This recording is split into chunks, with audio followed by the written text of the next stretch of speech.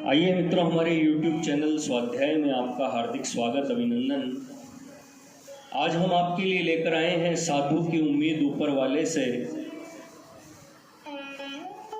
इस शीर्षक पर ज्ञानवर्धक रोचक लघु कथा। अगर आपने हमारे चैनल को लाइक और सब्सक्राइब नहीं किया है तो आपसे निवेदन है, कृपया चैनल को लाइक और सब्सक्राइब अवश्य करें। एक बार की बात है, वह भिक्षा मांगने के लिए अपने आश्रम से शहर जा रहे थे। आश्रम से निकलते समय मौसम में कुछ उमस थी और शहर पहुंचते पहुंचते धीमे धीमे बारिश होने लगी।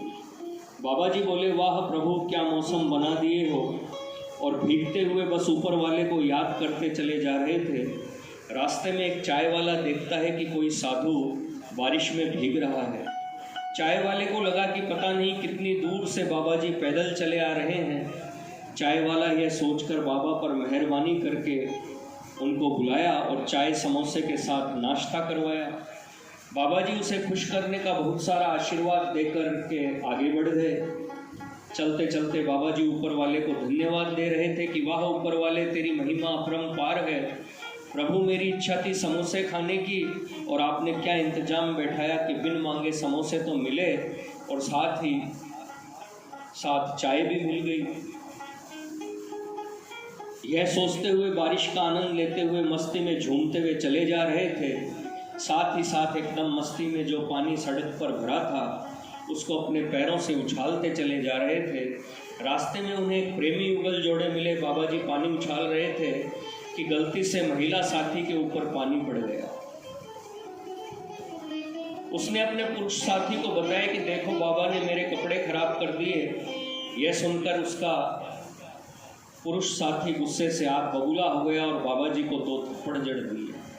बाबा को थप्पड़ इतनी जोर से लगा कि सड़क पर पानी में गिर गए। बाबा उठे और कहा, प्रभु से कहा, क्या प्रभु कभी बिना मांगे समोसे और कभी बिना मांगे थप्पड़। वाह प्रभु, तेरी लीला वस्तु ही जाने। फिर उठे, मुस्कुराए और मस्ती में गुनगुनाते हुए, ईश्वर भजन करते हुए और झूमते हुए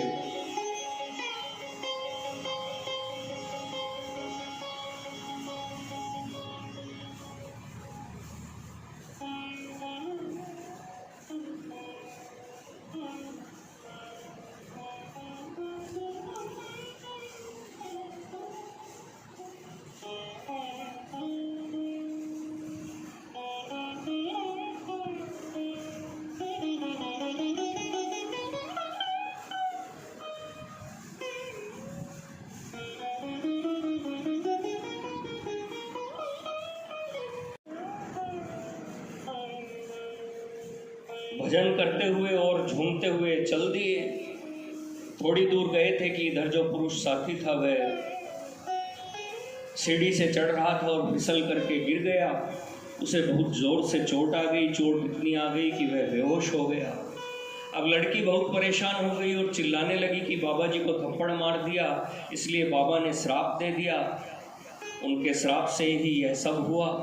यह सब सुन के भीड़ इकट्ठा हो गई। भीड़ को भी बहुत गुस्सा आ रहा था कि अरे बाबा,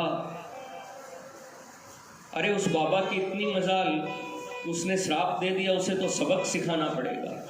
फिर क्या था, सब लोग मिलकर बाबा को ढूंढने लगे। आखिर बाबा मिल गए। जैसे ही बाबा को मारने जा रहे थे तभी उन्होंने कहा, रुको रुको, अच्छा बताओ कि तुम लोग मुझे क्यों मार रहे हो। भीड़ ने बताया कि जिस लड़के ने तुमको अभी थप्पड़ मारा था, तुम्हारे श्राप की वजह से वह बेहोश होकर गिर गया। कोई तुम्हें थप्पड़ मार देगा तो श्राप दे दोगे। फिर बाबा ने कहा कि आपको पता है उसने मुझे क्यों थप्पड़ मारा। भीड़ में से किसी को भी यह बात पता नहीं थी। बाबा ने बताया कि उसके महिला साथी के ऊपर मुझसे पानी पड़ गया था और उसका कपड़ा खराब हो गया था।